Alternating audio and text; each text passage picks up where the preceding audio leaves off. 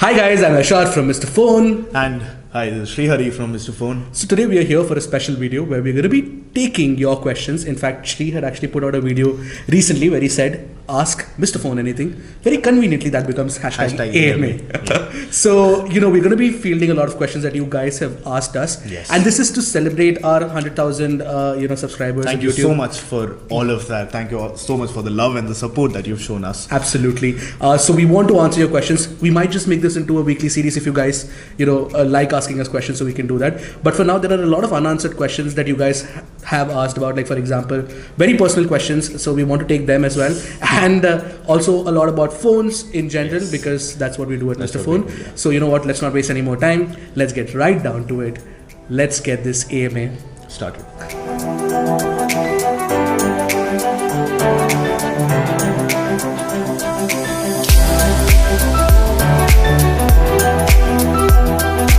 So, question number one. Do you have any girlfriend? I think you should be answering that because I'm married. I'll soon be married. Like about in 7, 8 years. But till that... Hashtag single for life. Hashtag single for life. Okay. Second question. Again, personal questions first. Good smartphone questions later. So, where are you guys from? So, where are you from, Ershad? So, there was another question which asked if you know Tamil. So yes, I do know Tamil. I am a Tamilian. I'm from Tamil Nadu, but I've stayed all my life in Bombay after I was born in Chennai. So basically 6 months into my birth, I moved to Bombay because my dad worked there. I was in Bombay, did my schooling and college from there. And for my first job, I moved to Bangalore. Then after that, I moved back to Bombay for another job. And then I moved to Hyderabad and now I'm in Delhi. So I've been all over India. So I've seen a lot of India, but I still consider myself a Mumbaikar. Yeah. And me, I've also, like Ershad, traveled a lot. I traveled from my home to my school in Delhi, from my school to my home in Delhi. Yeah. And now office to college in Delhi. No, the office is in Gurgaon actually. So for the people who want to know, Mr. Phone is based... He needs a passport to get here basically. Yeah, that's how far Gurgaon is from Delhi. But I've stayed my whole life in Delhi. But my hometown, let's say, is Kerala. My parents are from Kerala, so I am Malayali.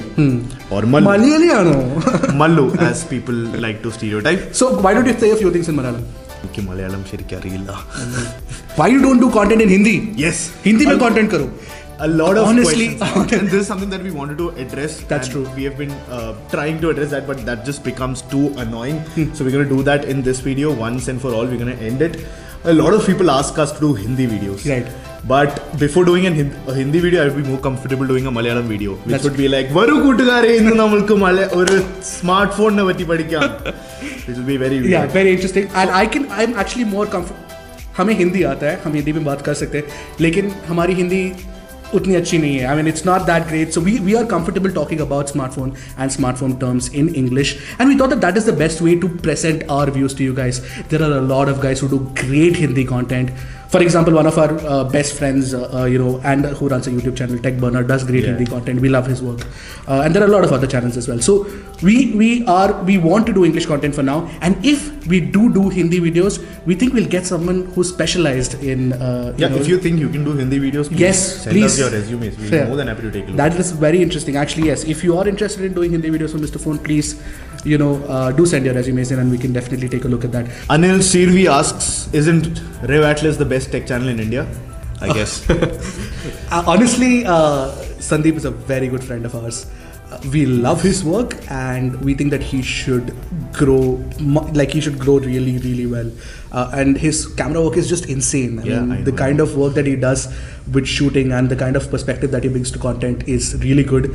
See, honestly, best is a very subjective word. So nobody is the best. Everybody is doing in their space right now.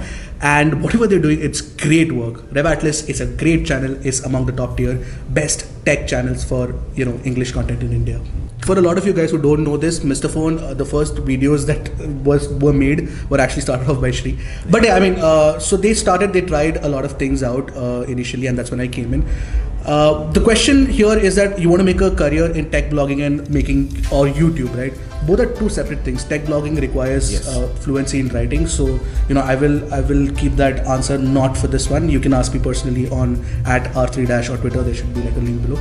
If you're talking about making videos, it's definitely a craft that you can learn if you work with somebody like us or other bigger brands like 91, Gadgets 360, B-Bomb. Definitely, you can apply to all of these. You can send your resumes. Everybody is willing to take resumes in, and there is no harm in trying your chances out. And even if you want to intern for a bit, a lot of people will be interested to take you in, and you can learn the ropes. It always helps to work with a bigger organization. I'll be very honest about that, because you get a lot of perspective.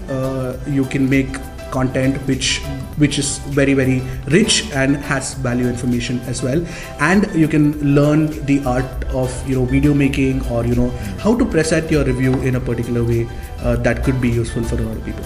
So about becoming a YouTuber, I don't think you really need to have all the skills as when you start, because if you have the time, please go back and check out the first video that's put up on YouTube from the Mr. Phone channel.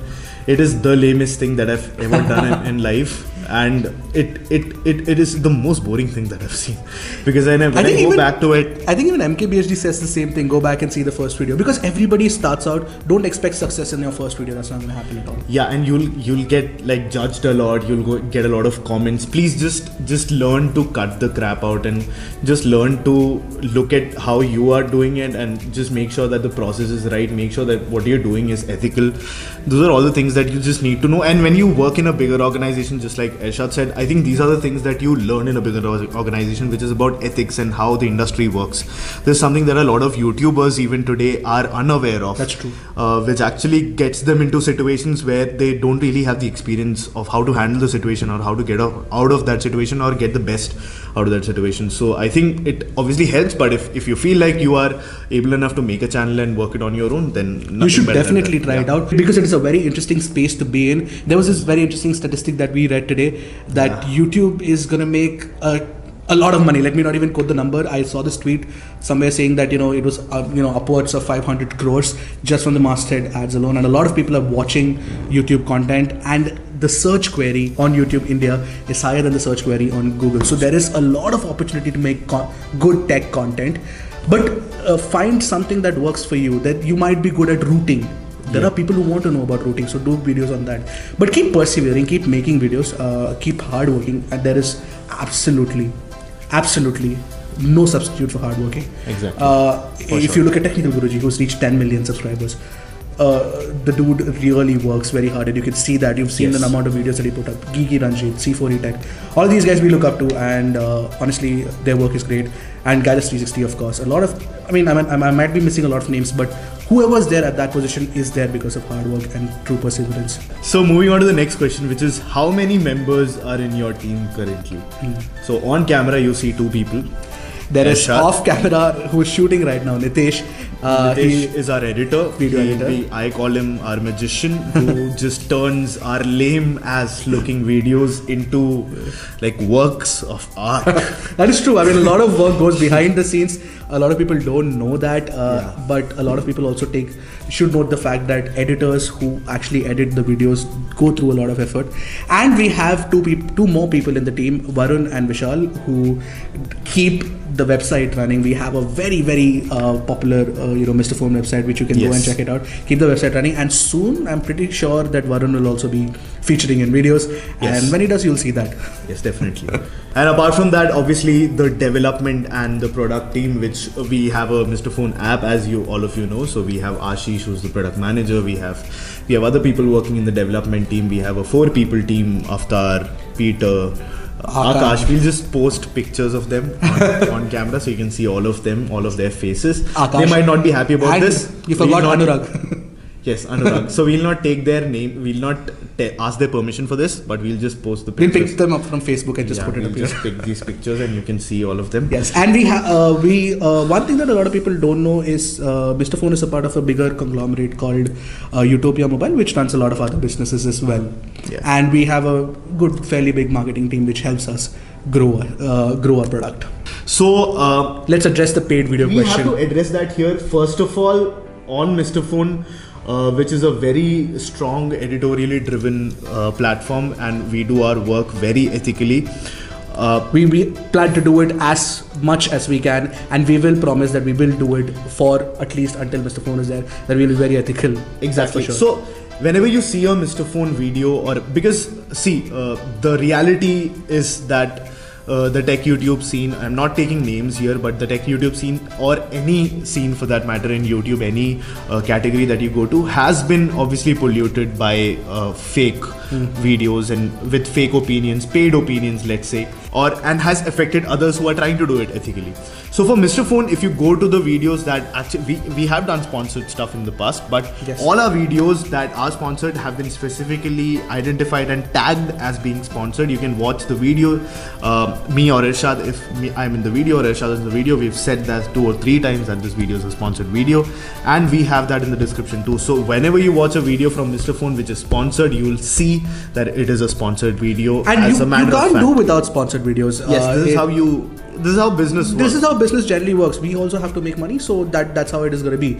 But one of the things that you need to know is that we will definitely not let anyone get in the way of our reviewing processes, or what we think about a particular product. Okay, this is a very good question. Ayush Khurana asks, does playing frequent games like PUBG on devices on basically smartphones degrade its battery performance in long-term usage? A very good question, a question that's very valid, and a lot of people might have this question. By nature of smartphone batteries, lithium-ion, lithium polymer batteries, they're going to degrade over a period of time. Basically, with batteries, what happens is batteries have a very bad relationship with heat. So whenever as much as the battery gets near heat, or the temperature goes up, the battery life obviously accelerates. The degradation of the battery life obviously accelerates when the temperatures are high.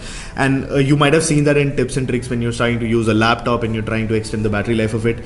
It's always advised to keep the temperatures of the device, if it's a phone or a laptop, anything, it's advised to keep the temperatures low. So when you're playing a game, basically what happens in most of the high performance, when you're trying to push the phone to its limits, it obviously heats up. And if you play a lot of games very frequently, your phone is obviously heating up very frequently, which obviously affects the battery life if you compare it to someone who's not playing games very often and who's not pushing the phone to its limits. So obviously playing games to a very frequently obviously affects the battery life, but I'll still say it does not affect it to the extent that you'll realize that the battery has been affected. So unless there is some manufacturing defect, or you play games all day and there's nothing else you do with your phone, then I think you should be pretty clear. Yeah, actually that pretty much answers the question. So we move on to the next question, which comes from Shabarish Manikantan. This is OnePlus still a flagship killer? Okay. So basically the question is OnePlus still a flagship killer when compared to Poco F1 or a Zenfone 5Z or LG G7 Plus, which offers like a lot of features? Honestly, I don't think OnePlus itself wants to consider itself a flagship killer anymore. It's going closer towards becoming a flagship itself.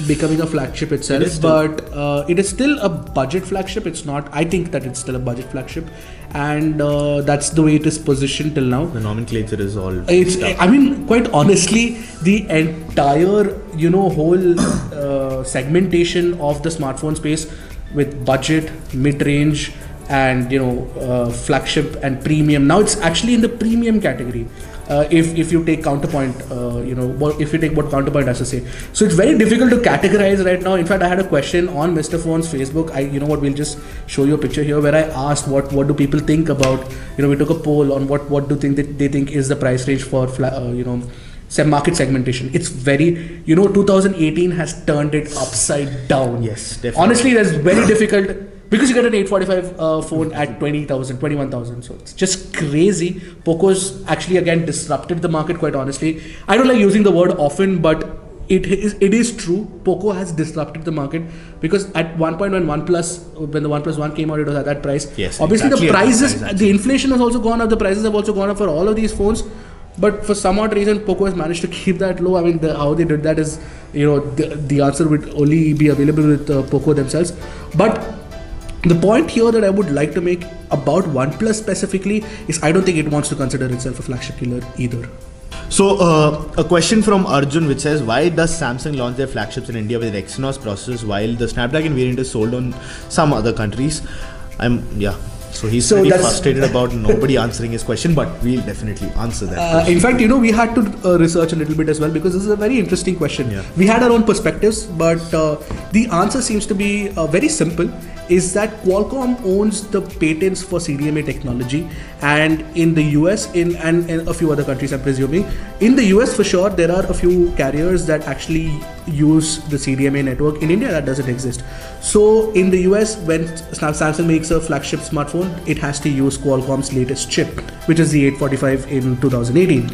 But when you move to countries like India or any other place, they want to actually push their Exynos 9820 chip, because Exynos... They would definitely want, because it's a homegrown chip, so that would obviously let them optimize the chip in the way they want to for that particular phone. And reduce the costs as well. Production because costs down, that is very true, because the Note 9 was priced at around 64-65 in India, which was possible because Samsung could manage to make in India and all of that, and bring all of that together, all of the components together, because it manufactures on the Exynos platform.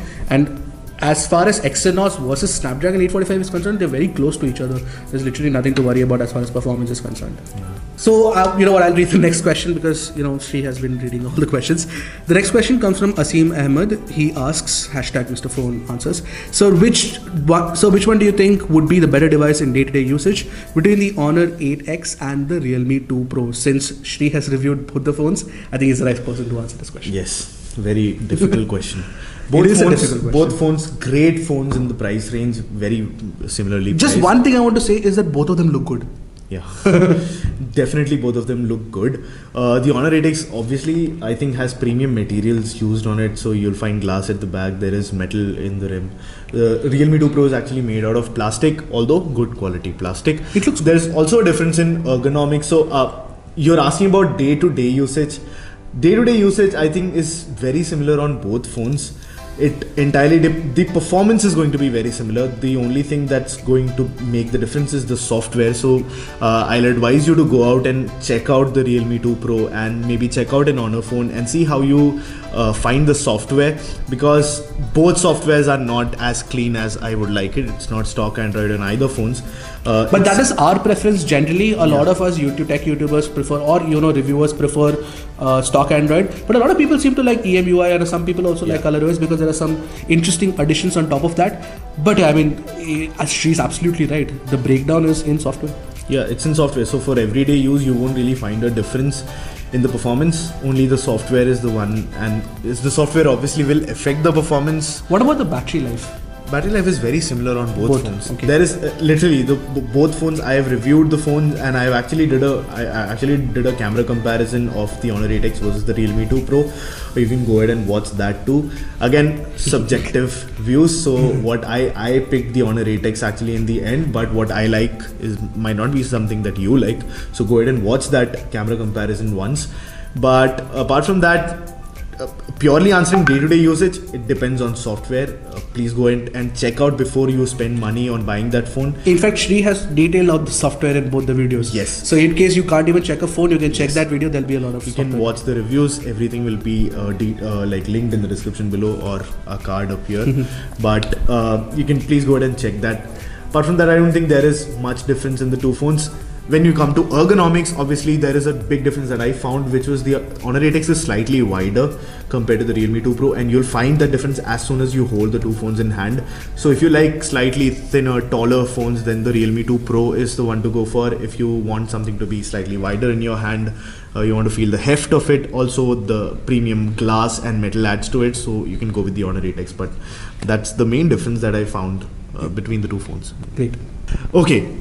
Now Pritesh Thakur asks, what will the next Poco phone be like? Poco F2? A mid-range disruptor, or another flagship range disruptor, or a bummer, or no other phone at all by Poco? Wait, I'm just calling Germany. He'll tell me.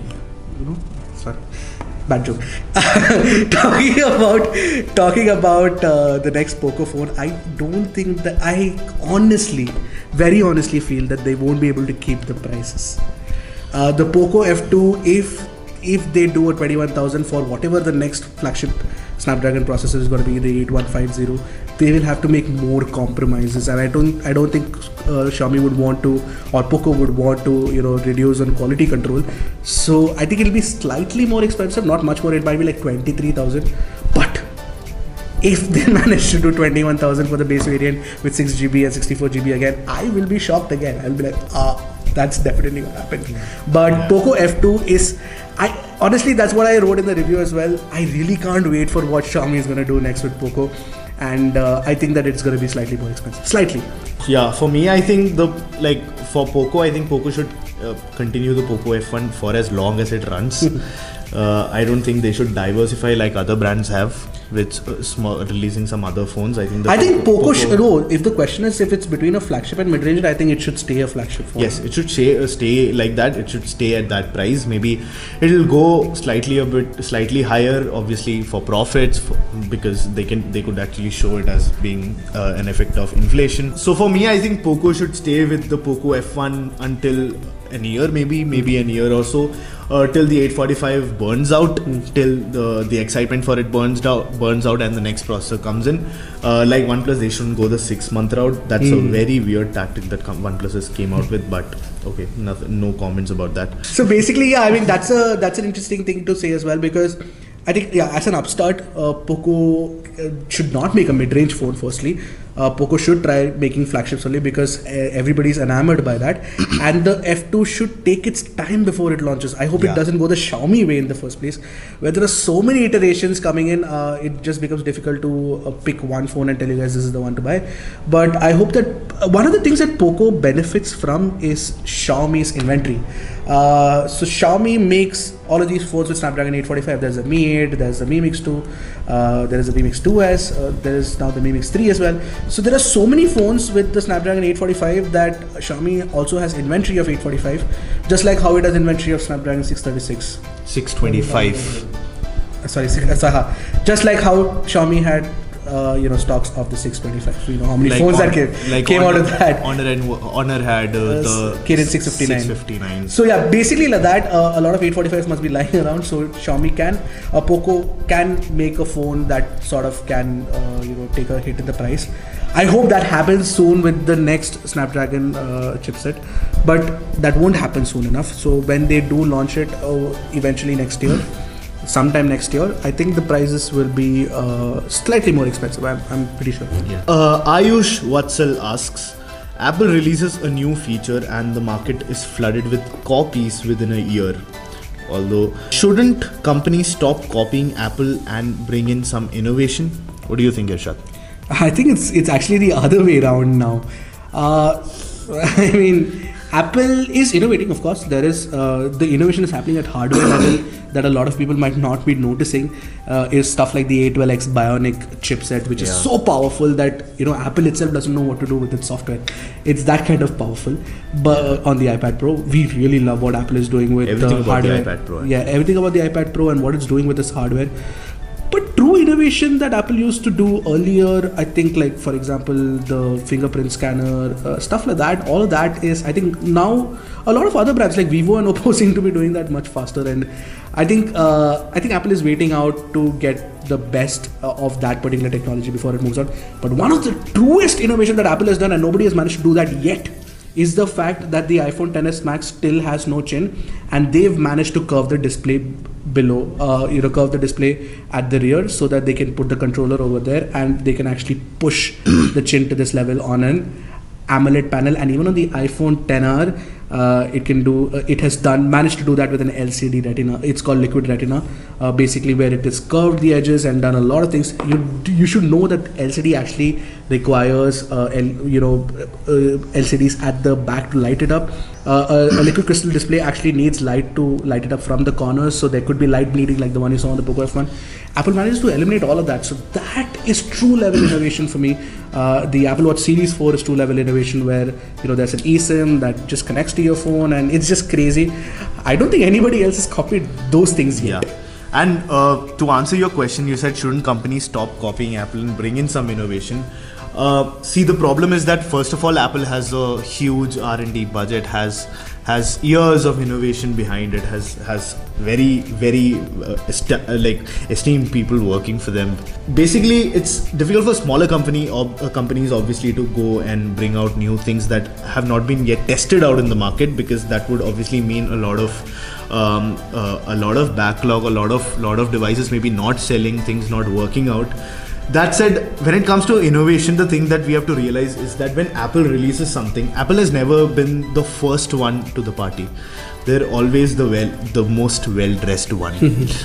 Because what Apple does is basically they nail the tech that they're putting on their phone, and they're the one generally popularizing a trend or popularizing an innovation. Face ID or Face Unlock is something that was there in earlier phones, but once Apple brought it to the market, everyone else followed suit.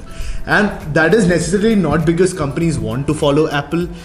Basically, if you go and ask them honestly, nobody really wants to copy Apple. But the thing is that once Apple releases something and all the marketing that goes behind it, all the people start wanting those things, and basically that becomes the definition of a new smartphone. And when that happens, these companies obviously I am pretty sure not something that most people or most brands would want on their phones. But since a notched display had become a definition of a modern smartphone, other brands had to put out phones with notches or something that makes it look as the latest phone that they have. So one of the things that we really want to get eliminated as soon as possible is the notch, but I don't think that's going to happen soon. Hashtag say no to the notch. Hashtag say no to the notch. But that's not going to happen soon. But design wise, I think a lot of gaming phones will actually emerge again. I'm pretty sure of that. And 18:9 has become the standard, and 19.5:9 and 19:9 longer. That thing is a standard that will continue to be the standard. No more 3.5mm jacks everywhere. I mean, that's gonna die soon. I'm pretty sure of that. So we'll have to make peace with that. And wireless charging should catch up soon, in my opinion. Yes. That is my industry perspective of 2019. That's a very conservative one, because I know for a fact that there's not too much innovation that's going to happen. But one thing that we can see and that we can expect, two things that we can see and expect is foldable phones, and definitely by the end of the year I'm expecting an in-screen camera. In fact, there are a lot of talks about the S10 having an in-screen camera. If that happens, I'll be, oh my god, blowing our heads off. But for now, that's what I think will be 2019 for you guys. Yeah, and I think for 2019 we can also expect slightly other brands to actually get into some smart AI features on their phones. Obviously not in the camera, maybe in the camera, but also in other aspects of the phone. Cool. AI has obviously had its time. It's been there for 2 years maybe. Smartphones have been pushing AI, obviously dumb AI as I like to call it. But let's hope that 2019 brings in some smart features that actually enhance the way that you use your phone. So this video was in celebration of the 100,000 subscribers that Mr. Phone got to very recently. Thank you all of our viewers on every different platform. So that's it for the AMA #AMA video. This is AMA number 1 from Mr. Phone, and catch you in the next one.